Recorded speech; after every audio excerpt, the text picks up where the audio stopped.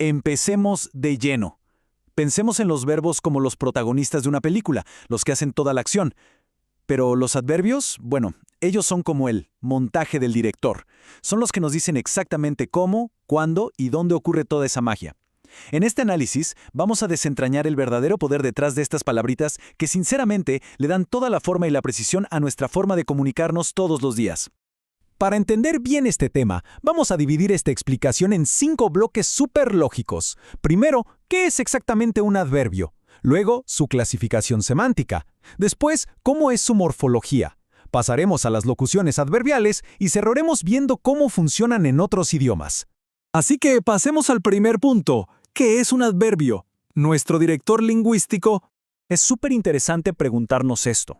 Cuando pasa algo, lo que sea, nuestra mente inmediatamente empieza a buscar las coordenadas de esa acción. Queremos saber el cuándo, el dónde y el cómo. Entonces, ¿cuáles son esas palabras específicas encargadas de darnos ese contexto tan crucial? La respuesta, obviamente, es el adverbio. Y aquí el detalle clave es que son palabras invariables. A diferencia de los sustantivos o los adjetivos, los adverbios no se complican cambiando de género o de número. Son literalmente los proveedores oficiales de contexto, ya sea modificando a un verbo, dándole más intensidad a un adjetivo o incluso alterando a otro adverbio o a una oración entera. Fíjense en este contraste porque es clarísimo. Comparemos una oración, digamos, desnuda, con una bien vestida por adverbios. Si pasamos de un simple trabajé a decir trabajé ayer, acabamos de anclar la acción en el tiempo al instante. O cambiar una comida sabrosa por muy sabrosa. Eso multiplica la cualidad de inmediato. Los adverbios nos regalan una claridad sintáctica en un abrir y cerrar de ojos. Muy bien, pasemos a la sección 2. La clasificación según su significado, o cómo categorizamos este contexto. Lo que me parece brillante aquí es lo fácil que podemos organizar estos adverbios circunstanciales básicos en una especie de matriz perfecta. Tenemos los de lugar, como aquí o allá, los de tiempo, que nos marcan el ayer o el hoy, los de modo, para explicar el cómo, tipo bien o rápidamente, y por supuesto los de cantidad, que usamos muchísimo para graduar las cosas con un muy o un bastante.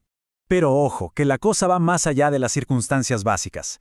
Entramos al terreno de los adverbios epistémicos, que tienen matices súper interesantes. Estas son las palabras que revelan el nivel de certeza, de duda o de afirmación del que está hablando. Decir un ciertamente, un jamás o un quizás no solo da contexto, sino que literalmente nos muestra la postura mental y emocional de la persona que emite el mensaje. Y como sugiere esta imagen, reconocer estas categorías es exactamente lo que hacemos al leer para decodificar todas esas pistas contextuales. Es como armar un rompecabezas gigante que nos permite captar la atmósfera y la intención exacta de cualquier historia. Avanzamos al tercer bloque, la morfología del adverbio, o dicho de otra forma, cómo construimos los adverbios desde cero. Esta parte me encanta porque crear adverbios de modo en español es un proceso casi matemático. Miren esta fórmula. Simplemente tomamos un adjetivo, pongamos de ejemplo rápido, le agregamos el sufijo mente y listo, el resultado es rápidamente. Es una estructura de andamiaje que usamos todo el tiempo en nuestro idioma. Y hablando de reglas ortográficas, hay un detalle importantísimo que debemos recordar siempre. Estos adverbios que terminan en mente son súper leales, porque conservan la tilde original de su adjetivo raíz. Es decir, si ágil lleva tilde de por sí, al convertirse en ágilmente, la mantiene intacta, ni más ni menos. Ahora, desde el punto de vista sintáctico, los adverbios son herramientas increíblemente versátiles. Se pueden esconder ahí en el predicado, en un rol argumental, como en deje aquí su bufanda. Pueden funcionar como atributos diciendo que alguien está divinamente. Ser modificadores, como muy feliz. O mi favorito personal, pueden alterar por completo una oración desde el mismísimo principio. Sinceramente, nunca quise lastimarte. Ese pequeño adverbio cambia toda la intención de lo que sigue. Llegamos a la sección 4, las locuciones adverbiales, modificadores de múltiples palabras. Bueno, a veces una sola palabra simplemente no es suficiente, ¿verdad? Aquí es donde entran las locuciones adverbiales. Por definición, esto pasa cuando un grupo de 2 o más palabras hacen equipo y asumen exactamente las mismas responsabilidades que un adverbio de una sola palabra. Funcionan sintácticamente como un solo bloque inamovible. Y no se arman al azar. De hecho, tienen patrones de construcción muy estructurados que podemos categorizar. Si juntamos una preposición con un sustantivo en singular, tenemos a mediodía. Si usamos un sustantivo en plural, nos salen cosas como a gatas. Y si combinamos una preposición con un adjetivo, creamos significados nuevos, como estar a oscuras. Aunque si miramos más de cerca, vemos que algunas de estas frases son grupos nominales lexicalizados. Básicamente, frases con significados súper específicos y fijos, casi metafóricos. Como cuando decimos que algo nos costó un ojo de la cara. Obviamente no es literal, pero es una frase establecida que transmite una cantidad o un valor altísimo de manera puramente adverbial. Y finalmente, la sección 5, adverbios en otros idiomas. Demos un paso atrás para una perspectiva más global. Mientras que las lenguas romances, como la nuestra, se apoyan muchísimo en sufijos derivados del latín como mente, es fascinante ver lo que pasa en familias de idiomas completamente distintas. Las lenguas austronesias, por ejemplo, repiten la palabra raíz, tipo wiki-wiki para decir rápido.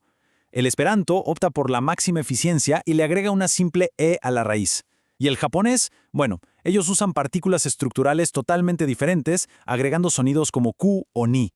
De hecho, para ilustrar esto de forma genial, miren esta peculiaridad del idioma letón.